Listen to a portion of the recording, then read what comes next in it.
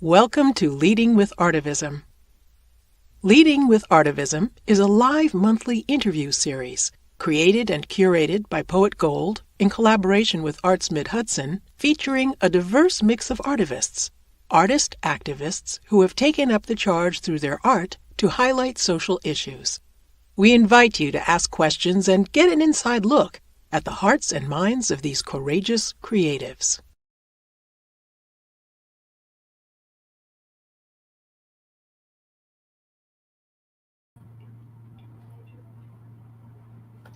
Welcome everyone to Leading with Artivism. I'm here today with Zelda, aka Judith Z. Miller. Welcome. Thank you. So to tell the audience a little bit about yourself, Zelda is a multifaceted queer elder visual artist, storyteller, writer, producer, budding percussionist, workshop leader, and healer. A feminist Jew who studies shamanism, she draws inspiration from nature and intuition, exploring spirituality, sexuality, gender, and earth connection through her art. In 2019, her solo multimedia show, Que Sera Sera, a life's journey of sexual orientation and gender expression, was developed with support from Arts Mid-Hudson Individual Arts Commission. In 2022, Zelda received the Jumpstart grant, from Arts Mid-Hudson for continued performances. Documented by Radio Kingston, the show videoed was seen at fringe festivals nationally and internationally, is archived by the Lesbian History Archives, and can be streamed on Hudson TV. She has been profiled in publications such as the Daily News, the subject of featured articles in Man About Town magazine, Home News Tribune, Brooklyn, the Kingston Wire, and featured on NY, New York One Television, and Spectrum TV. Zelda lives at the Lace Mill Artist Residence in Kingston, New York, with her Great Dane, Mademoiselle Zazel. Mademoiselle Zazel. Welcome. To learn more about Zelda, please visit the Arts Mid-Hudson website, as well as, do you have a website? I have Facebook and Instagram because of a lot of reasons. Okay. All right. Artist Soul Speaks on both. On both. Artist Like Soul, Gotcha. SOUL, Artist Soul Very Speaks. good. So visit Artist Soul Speaks in social media to discover more about Zelda.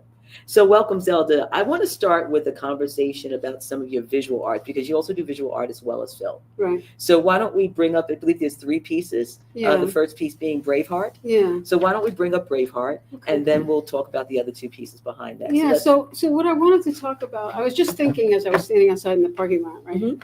Like, well, what is it? Like, what is it about all of my art?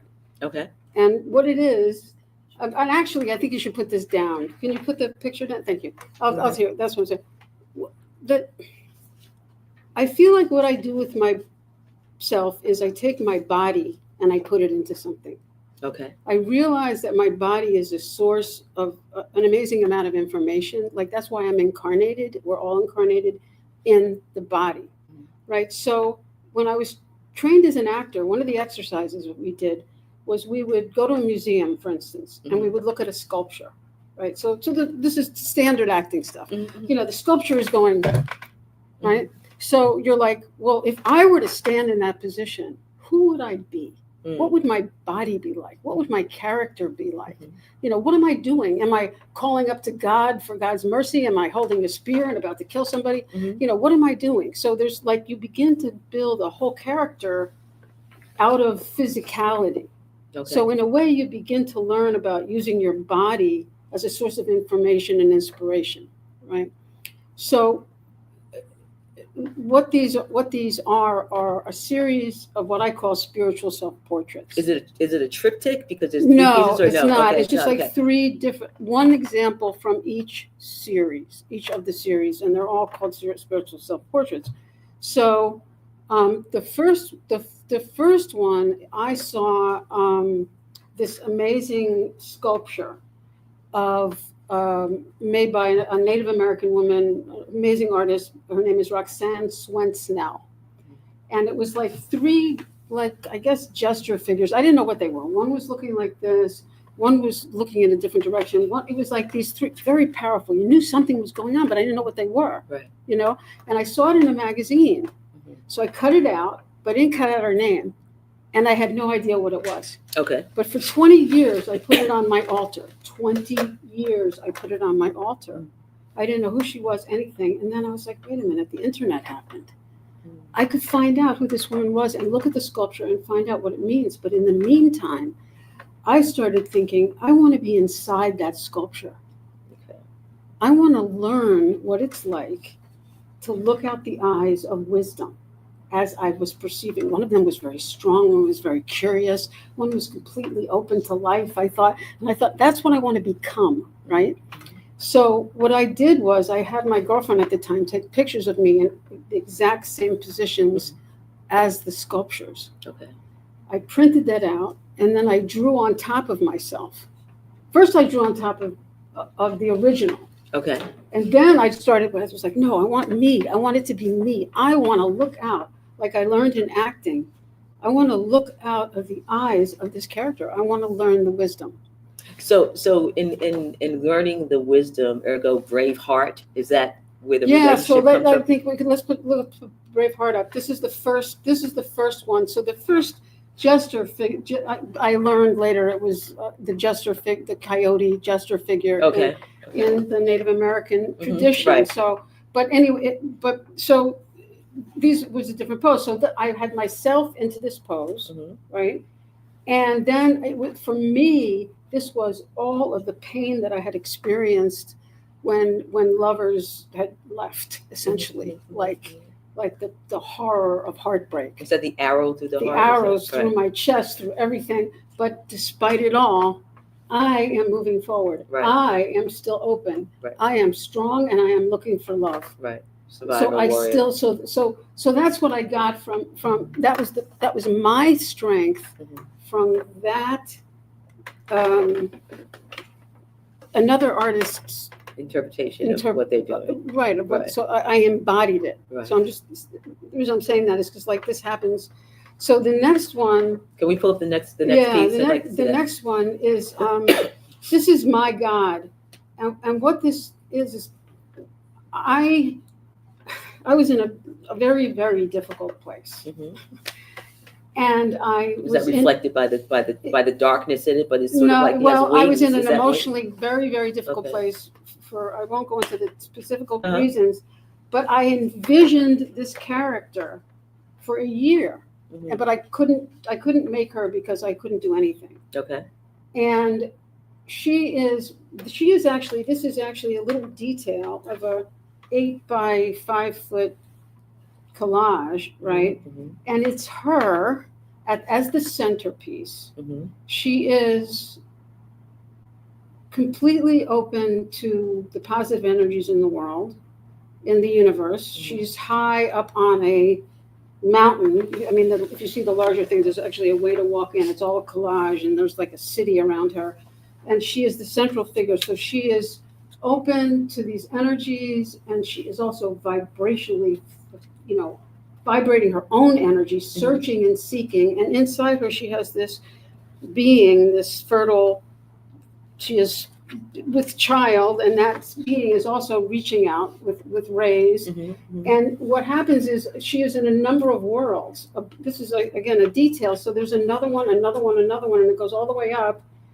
And she is actually connecting with her own higher power. Got it. It's her in all of the worlds. Right.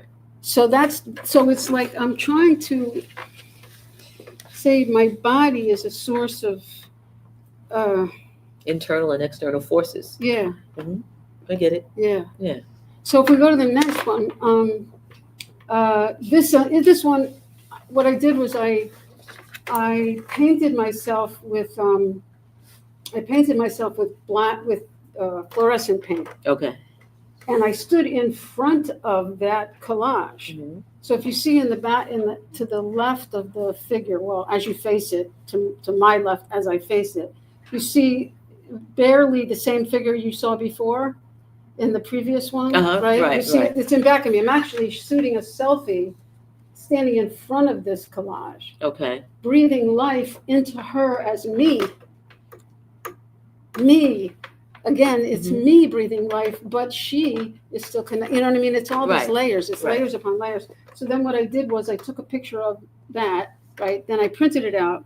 Then I painted it with fluorescent paint Then I took another picture Then of you it, laid it. and that's what you're seeing. So, but if you observed it under black light, it would pop out. The colors would vibrate everywhere. So your work, before we get into the film, is very personal to you. It's sort of like a memoir, Yes, but visually. yes, You know, telling your life story, but bringing in other people who may be able to relate to your life story and connect it with their own story. yeah. I mean, I feel like yeah. Thank you. No, you're welcome. You're welcome. Is there anything else you want to say about that piece No, before because we? there's so many other things to talk about. So Okay. cool. I guess we could All right. Okay. swap it out. Swap it out. Okay. So that was the third piece, right? So what I'd like to do is get into your film, Que Sera, Que Sera, and show a 1 minute. I think you have a short clip. Yeah. that- It's that a we little. can It's a show. little promo thing. Let's let the audience look as at best that. as I could personally make it. All right. Let's let everyone look at that, and then we'll.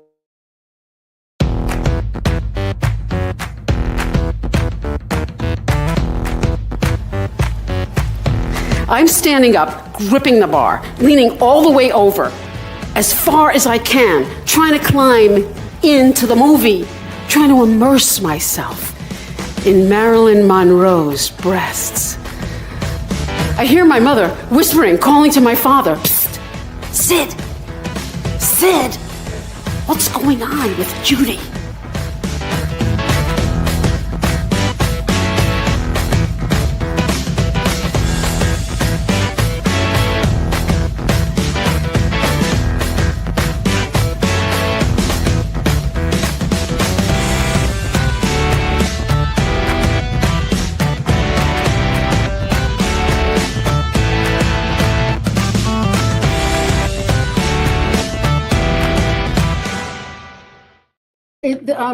.com. I tried that, but I went to Hudson instead. Hudson Yeah, TV. there's actually two options. Okay. My preference is that people watch it on Hudson because Hudson is the most magnificent, wonderful organization, Yes, and they should be known by everyone. And I tell everybody about Hudson, local, wonderful platform, just like Amazon or Netflix, but it's local and it's free.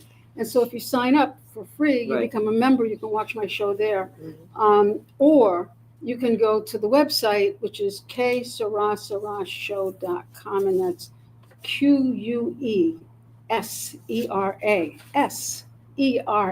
show.com. Well, I'm going to tell you, I found the film to be courageously vulnerable, relatable on one's own road to sexual identity and self-discovery, and it was refreshing and humorous. Yes. You know, it was. I found myself chuckling quite often throughout the film. In the film, you speak about using your life experience of the service of art and its impact on you having a deeper appreciation, acceptance of who you are. Can you speak to that more as an experience unique to you, or do you feel that art can serve similarly to others? Oh my God. I think, first of all, we're all artists. We're all artists. And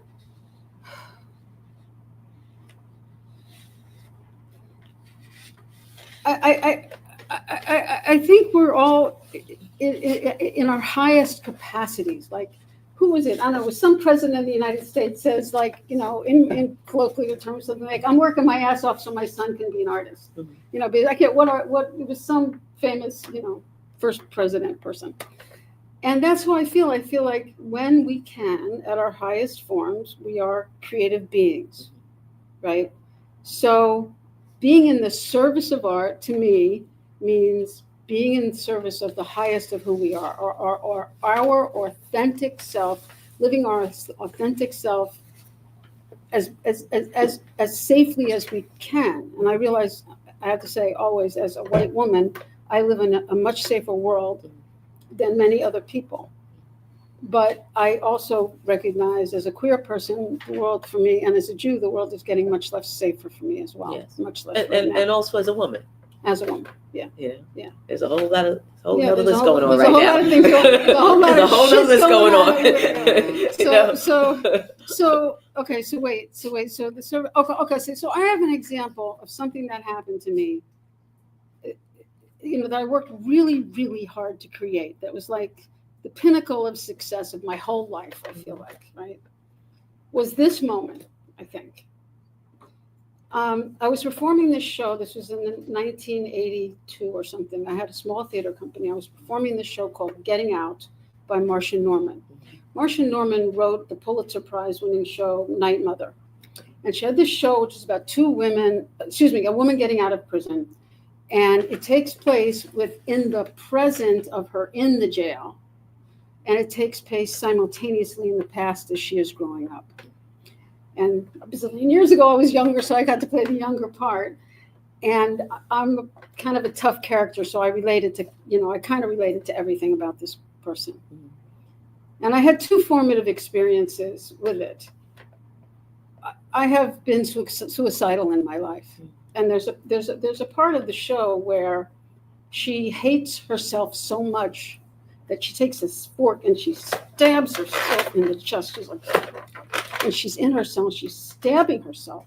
And it was the first time I understood that I could take my experience of wanting to die so convincingly that others would be moved, because I had experienced it myself. Right.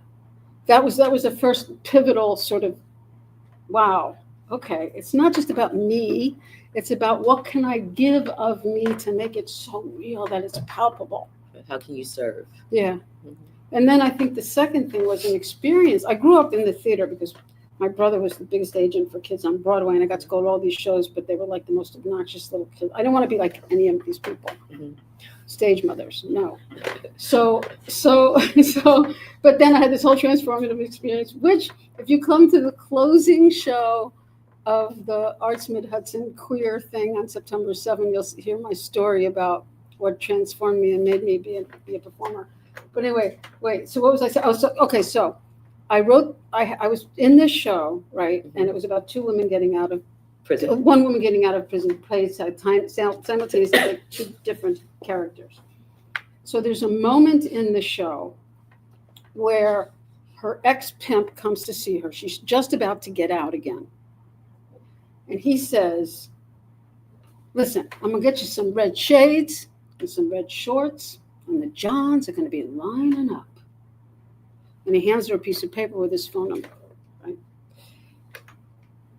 When we did it for a regular audience, the audience was like on the edge of their seats, like, what's she going to do? Right. Is she going to go back to that life? Or is she going to be an independent woman, right? Like, what's going to happen? We saw this entire show of her whole history coming to this moment. She's about to walk out of prison. And you can feel the audience, right? I wrote a grant. I got all this funding. I took my entire theater company to a women's prison. We spent 6 weeks performing in there and teaching.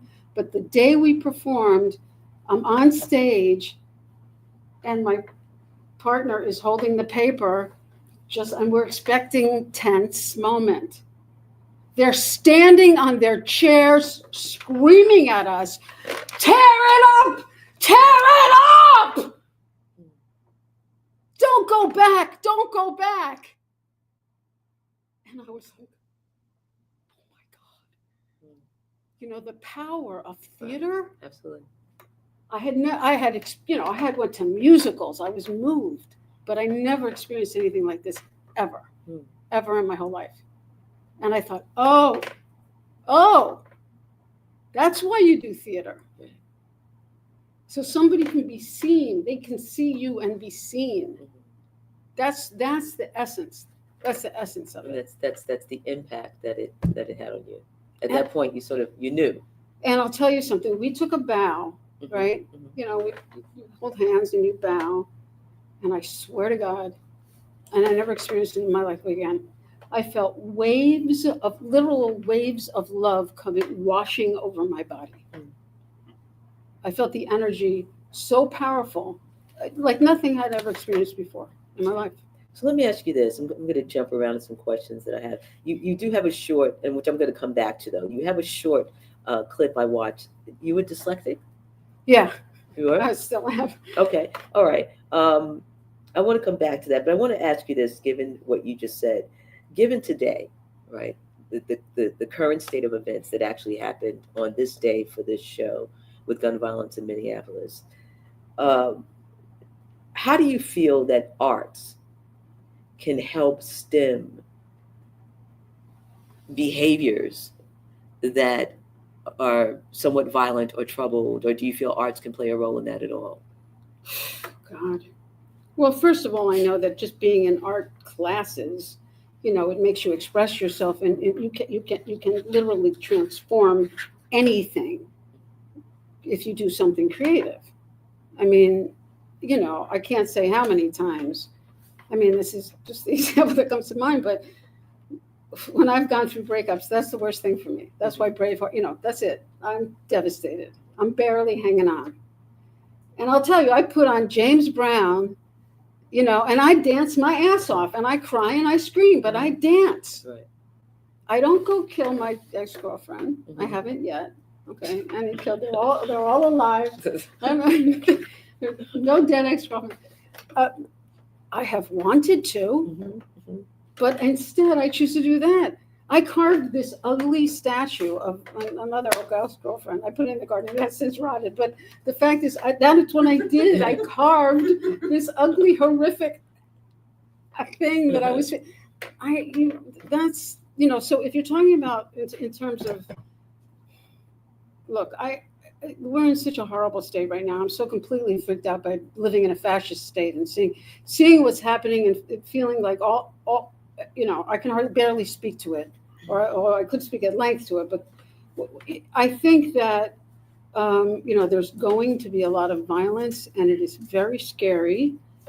And I think that our responsibility as artists is to creatively express what is going on and hope that it resonates with people. And also, the fact that things like art classes and those kinds of things get cut, it's very bad. It's very, it's literally dangerous to a child's It's body. counterintuitive, yeah. It's like, as a kid, you want to run around and have fun and express yourself. Right. And not sit at a desk. And art can serve as healing also. Yeah. It really can. If you had to give your younger activist sort of self or artist advice, what would you say? I would have listened to my damn father and gotten some kind of like regular job with like a paycheck and I mean, I don't know if I actually would have done it. I almost became a lawyer. Really? Until I was in charge of the media department at Antioch Law School, and I saw what they did. They looked at books all day. And I was like, because I had watched Perry Mason. Ah, yes. And that's what I thought. I wanted to do the thing. You know what Perry Mason does? Like, he does a thing. He's got somebody on the stand, right? And he's like, and on September 13th at 6:00, weren't you walking down Elm Street? And didn't you, ma'am, have gum on your shoe that matches? And I'd be like, oh my God, I love that. Yeah. It's the meeting of theater and words and drama and all Right? of that. The art of persuasion. Right. That's what I wanted. So so I ended up not being a lawyer, but I should have listened to my father and done something practical. Really?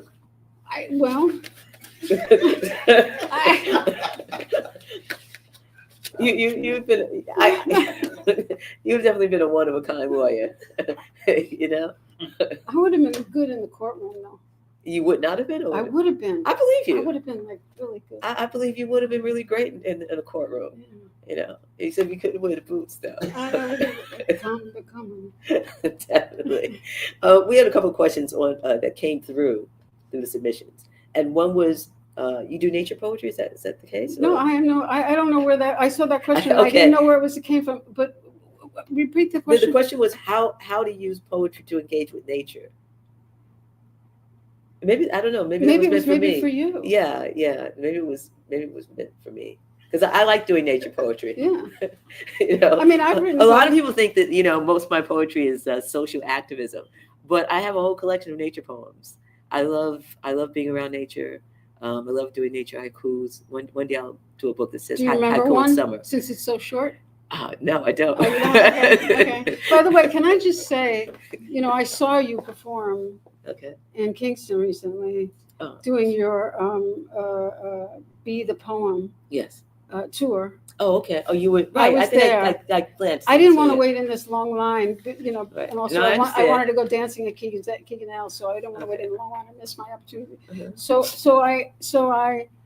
But it was beautiful. Thank you. It was really interesting and exciting to see your words come to life musically. And I loved the violin and the guitar and Bobby on Yeah. percussion and I just, the voices were beautiful.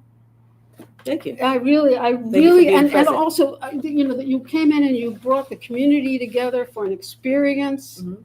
You included us. Right. I just really appreciated it. It made me feel good. I'm glad. I'm glad. That's what it's supposed to do. Yeah. It make you feel good. Yeah. And give you some courage. Yeah. You make change. Yeah. Exactly. Right. That's what we need. Yeah, We need a lot of makes courage change. right now. So there's another question. I don't know if it's directed for you. How best to connect young people to the activism? Yeah, I was thinking about that. I looked at that. Okay. I don't know if I had an answer. I think my answer was, what do they care about? What is it that this kid cares about? Mhm. If they care about just about anything right now, it's in jeopardy. So you say meet them where they are. Meet them where they it's are. like whatever they actually care about, there's an organization or an action or a fucking lemonade stand that they could, I don't care, you know what I'm saying? Right. Like right. a little something and Yeah. get your friends together and do it like around whatever it is. Okay, say you're into motorbikes, form a motorbike club and have a repair shop for, to raise money for something good. Right.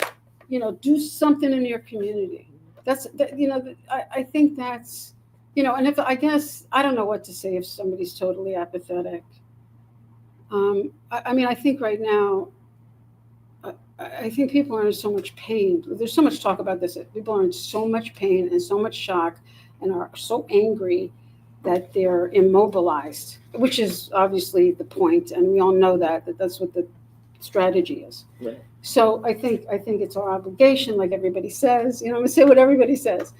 Our obligation is to try to do what we can and keep ourselves sane at the same time. Right. Yeah. Take care of yourself while you attempt to take care of others.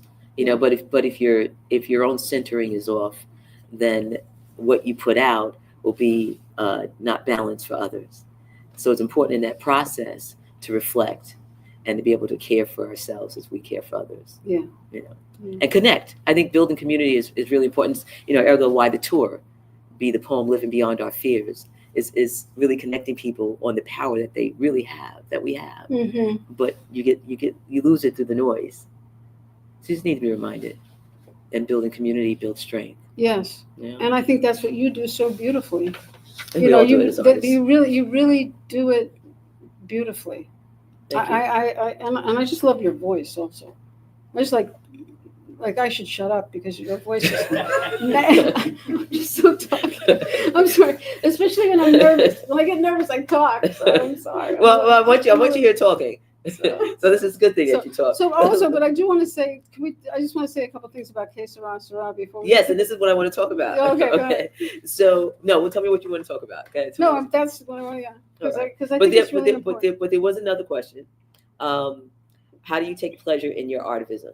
In other words, is all the art you create through an activist lens? No, I think what happens is if when an artist is really true to themselves, especially if they're of a culture of any type, if you identify as something, as a woman, as a Jewish person, as a queer person, as a Latinx person, as a, whatever you are, that, you have this heritage and you have this community and you have something and you have your personal experience and you have your family.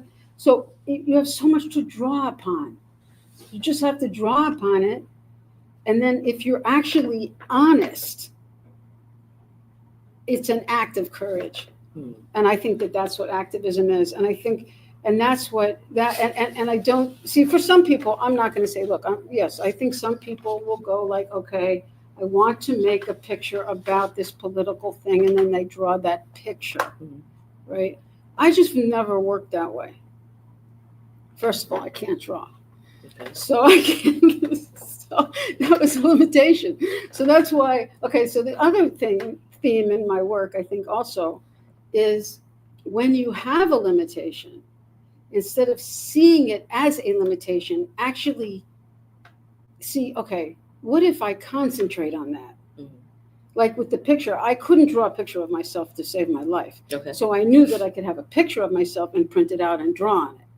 So I thought, so to me, that was more interesting anyway, to make a collage of myself than it was to draw myself. So I took my limitation and said, okay, I'm not going to worry that I don't know how to draw. I'm just going to find a different way. And I think the reason I thought to do that is because I'm dyslexic. And I think what dyslexics learn is I can't solve a problem like other people solve problems. So I have to look at it from a different So I got to figure out, like, what else can I do? Like, I think a lot of people, like, if they can't solve a problem, they see the roadblock. I'm not saying I'm so perfect or great or whatever. I'm just saying that what happens is, you see this roadblock. And I think if you haven't had the experience of constantly having to go around them, you don't think, oh, I guess I just want to go around them creatively too. I won't let the fact that I don't know how to draw say I'm not an artist. Right. Thinking outside the box, outside the lines. Yeah, and I you think can't draw within the lines. It's trusting that what you have is actually fine, even if it's limited according to other people's standards. So that's why I think, to bring it all back, that's why I think why authenticity is so important, and why it's also risky right now, because there are many people that cannot safely express who they are. I think authenticity has always been risky, though. Yes. It's always been risky to be totally honest, because we're not always taught to be honest. We're taught to recently worked with a group of kids, and they chose the word integrity as their theme. And with the visual artists, we developed mask and the unmasking and the masking back and forth. And that's what we do. They felt as children that this is what we're being taught to do, to put on masks, and that lacks integrity. So let's talk about the integrity of Que Sera Sera, your film, which I thought was, once again, very, very honest. What do you want the viewer to be able to interpret from it or take away from it? Do you have any perspective on that for yourself? Yeah, I mean, what people have commented on, it's been rewarding to listen to people's comments, honestly, because one of the most recent comments I got was, I didn't relate to anything. I didn't relate to anything about your life at all. And you know what? That's why I had to see this show, because I just never imagined what you actually went through. And now I have like a completely different perspective on life. And it's so important for other people to learn things about people they don't know anything about. And this is just about somebody who's known me for years. Okay. You know what I'm saying? So then on the other end was this woman who came up to me. She was the usher when I performed it at that show. And she came up to me and she said, now I feel like I can accept myself. And I just thought, okay, now I can die. No, I mean, now I can die. But curious, was she a lesbian woman? Yeah. Oh, okay. Yeah. Okay. So I feel, but so I think what's important for me about the show is that everybody has been othered in some fashion, right? You know, you're too skinny, you're too fat, you're too white, you're too dark, you're too whatever you are, you're too. And so we understand the concept of being ostracized, and we understand the concept of sort of having to admit the truth of who we are on some level. So whether it's about queerness or whatever it's about, that is important and very important for the queer community, but I think it's important for everybody, right? Because because of compassion. the need for compassion and nuance. Dear God, if I could just, I would like to, maybe I should make an art piece. It's a neon sign. And it Nuance. says compassion over here and nuance over there, because we are lacking both now. We are actually, Oh. Well, why don't we take some questions from the audience? Since we have a live audience here, let's take some questions. Anyone have a question? Yes. I have a question. Yes. I would love both your perceptions. Mhm. I existed in the world of arts for 30 years and have kind of stepped aside.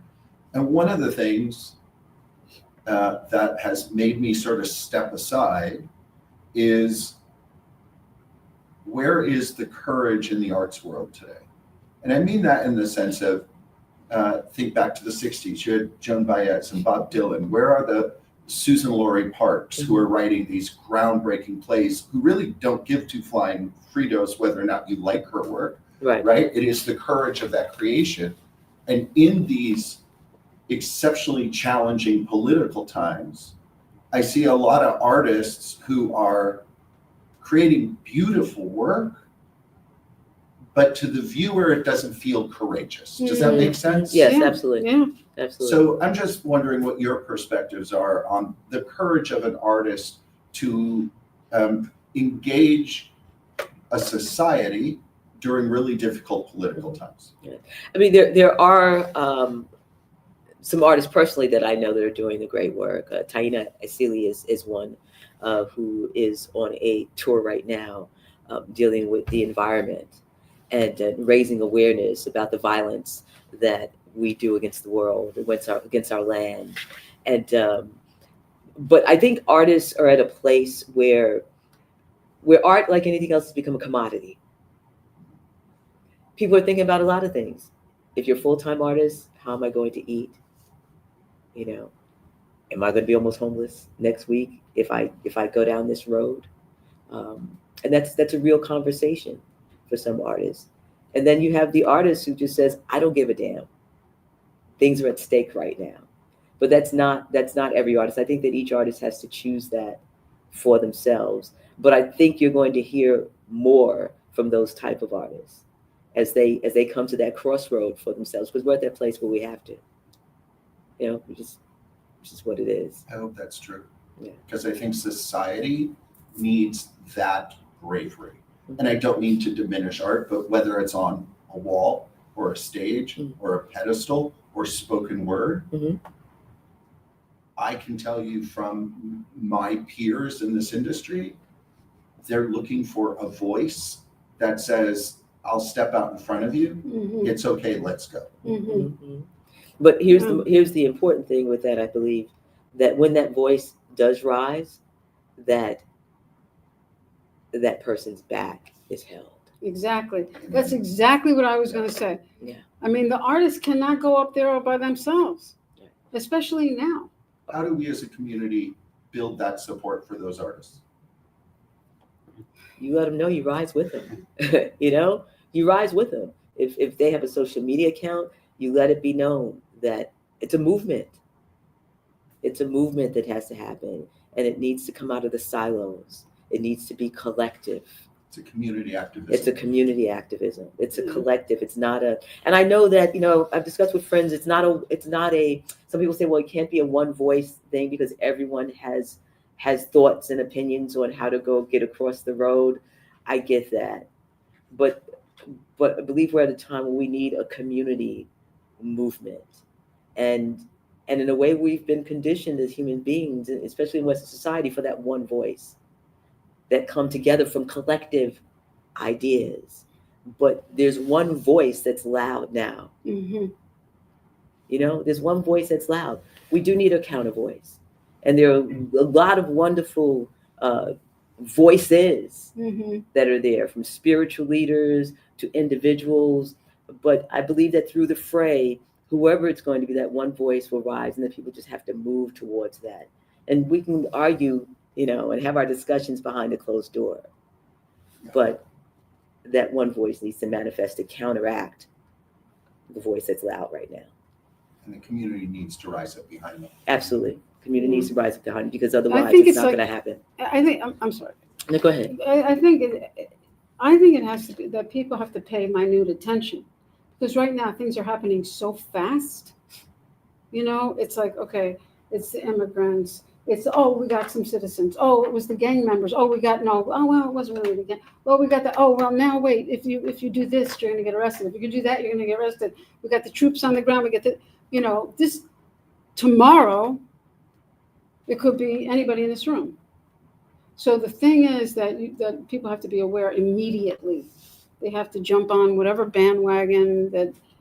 What's the organization? Oh my God, the one that's right here in the Hudson Valley.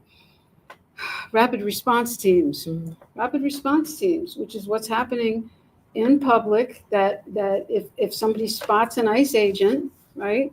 There are these rapid response teams are going around the city, and people are gathering to make sure that the people that they're targeting know their rights, and they document what's going on, because that person could be taken away and we never see them again. They sent to a foreign country. Mhm.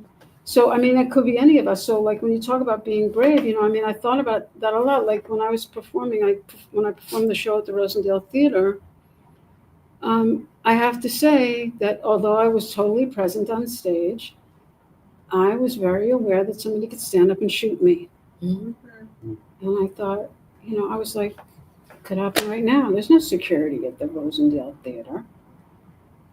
Right. You know? Okay. Nobody's patting anybody down, you know? And I'm like, and I'm up there talking about dildos, you know? And Has that thought crossed your mind in other performances prior? not really, but it was like the time, it was like, there was a shift. There was just an awareness, and I think all of us are feeling more vulnerable.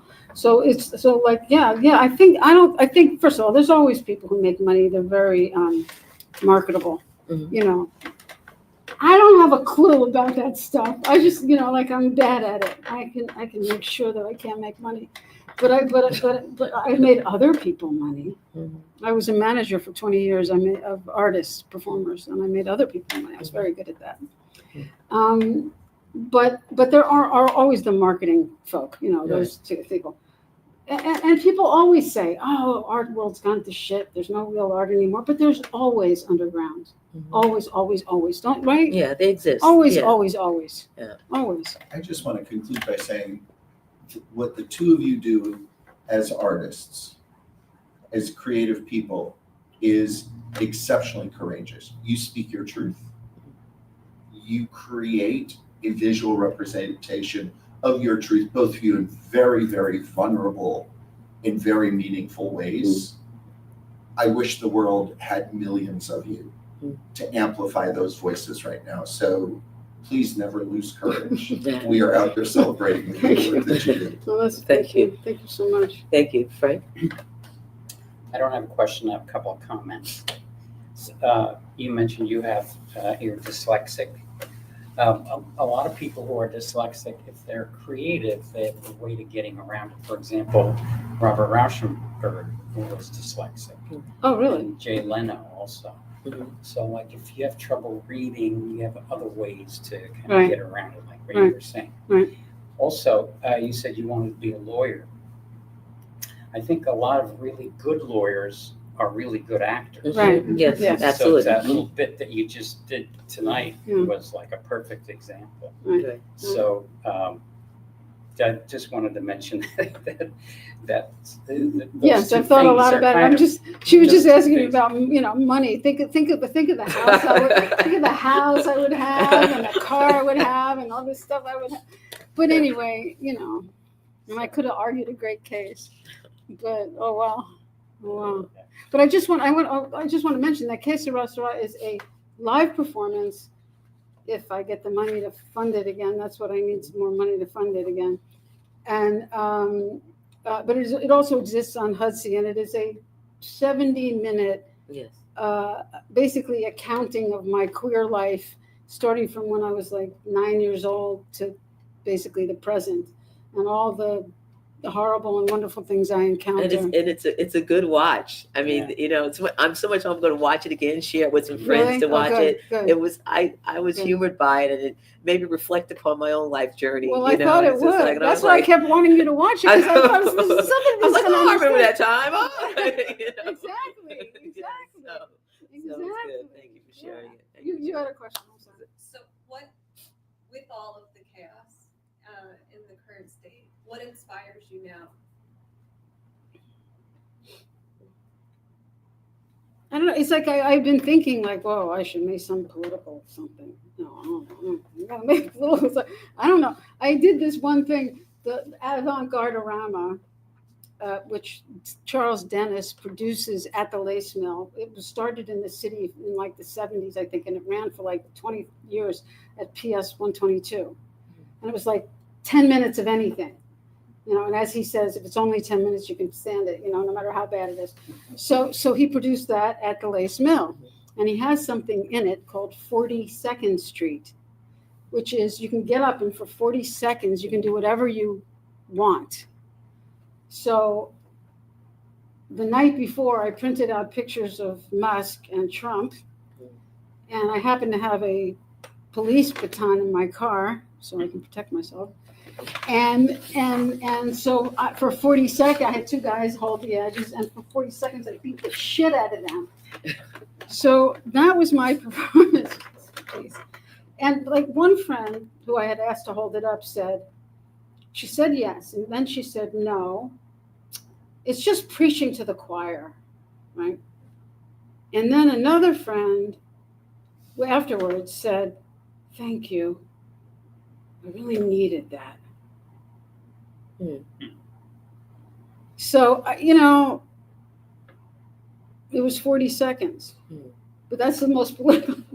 But in response to the times, I'm just trying to be honest about, I'm trying to just I'm trying to right now write a story about these Shabbos candles that I have, which has absolutely nothing to do with anything except the resonance that they have as a connection to my mother. And I had this transformation because I had like this psychic reading with this friend of mine. Well, I was an ex-girlfriend for like, I don't know, a week we were together. I didn't even know who she was. I'm like, anyway, I then remembered who she was. So she did this reading for me, right? And she took me back to the moment that I used to watch my mother light the Shabbos candles. And I remember I would be standing in the door sometimes, and she would be crying. She was often crying. She was upset about the family. She was sad about them. And I remember, like just feeling so torn, like that. And then later in life, when I had this connection with this woman who was leading me in this guided journey, I went back there and I heard her pray for me. And I never even thought that was happening. It never occurred to me that all those years she was crying and praying for me. I mean, not only. Right. But you were included in her prayer. Yeah, and it hit me. And even though my mother is gone for 30 years now, I have a new connection to her now. I have a new connection. Yeah. So anyway, that's what I'm thinking about right now, which has nothing to do. But I am in like Tin Horn Uprising. Okay. Which is a local activist band. And we go to all these lefty things. And anytime there's a lefty thing, we're there playing our songs and keeping people, energized. I play maracas and I dance. Right. And I get people energized and they're holding their signs. And so we're there supporting protest. So right now, that's and everything has its layers.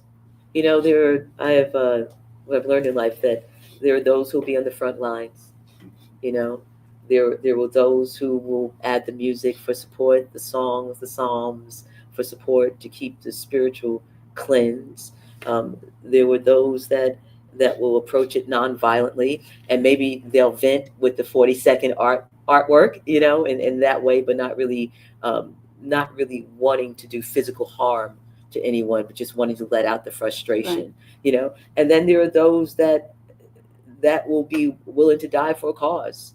Everyone has their role and their capacity. And I say to people, it's to understand, what is your capacity? Not to define someone else's capacity for them, what you feel they should be doing. Right. What is your capacity? Yes. And then organize around your capacity. Yes. No, I absolutely. I remember having this discussion 100 years ago when people were like arguing about being lesbian separatists. Mm-hmm. Can you change from within? Do you have to remove yourself from the system? Like, that was a huge argument among feminists and lesbians. I remember that.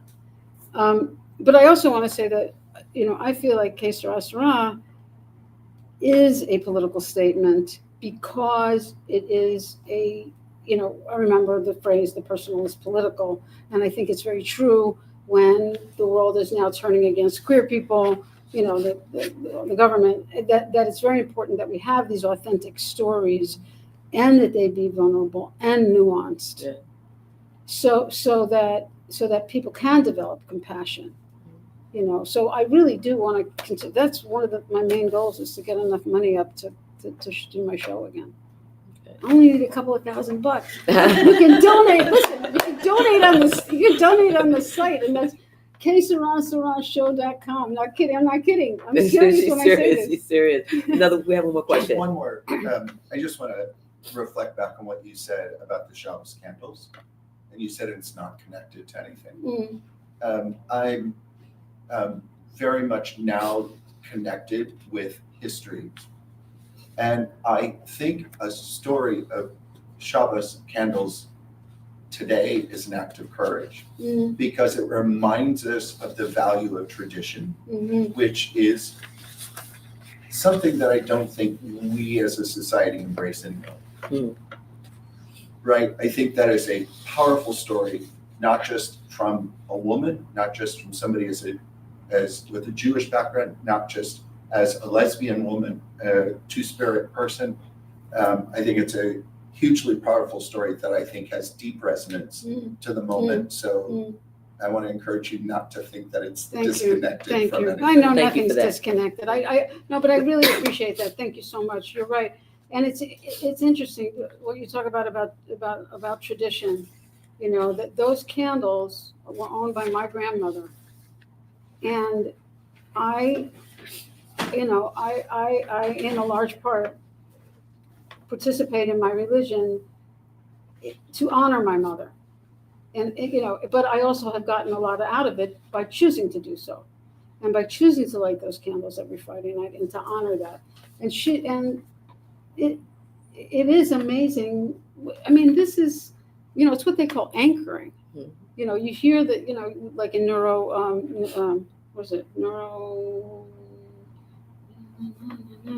something. Neuropathways? It's a study of something neuro something. Anyway, but there are different ways to anchor things. Like if you remember something, you could touch on your arm, and then every time you touch your arm, you remember that thing. But if you repeat something, the same thing, and it resonates, and it also resonates through our DNA. They've proved that. They've proved that. I don't know how they proved that, but I got to look that up. But they did. And sometimes you can just, sometimes things, if you pay attention long enough, if you stay awake in life on your journey, you can make the human connections. We may call it sociology and psychology, but sometimes there's just that indigenous sort of spiritual connection that we were all born with. I call it the gift. But life and systems remove us from that gift, right? So that's part of the neuroscience, that neural connection, that anchoring. It never leaves us. No. Through generations. No. It doesn't. And that's what art does too. It yes. connects us. It connects us to that. Absolutely. Zelda, thank you. This has I been. know I'm talking about. No. I can't. I'm like a talkative person. We do have to leave now. So they have to go home. They have kids. They have dogs. I have a dog. I have to walk my dog. All right. Well, I've become the cat lady in life, so I have 2 feral cats I need to care for. No, our house cat. I left my cousin to feed them today. But thank you so much for being here, and I really enjoyed the film. And just keep doing what you're doing. Thank you. Okay, I keep talking. Thank you. It's okay. I appreciate your patience and No, everybody's patience it's as I all good. blabber, but I hope something is interesting. And to our online audience, I thank you. I appreciate you, all of you, for tuning in once again to Leading with Artivism. To those of you who are live here today, thank you so much. Our next show will feature Victoria Monroe, who is the executive director of the Alice Austin House. She's also an executive board member of the Historic Artist Homes and Studios and board president for the Museum Council of New York City. She'll be with us in November. And so with that said, thank you to the team here at Arts Mid-Hudson for supporting our artistic community. And remember to live with gratitude, live with purpose, live with love. I'm your host, Paula Gold. See you next time.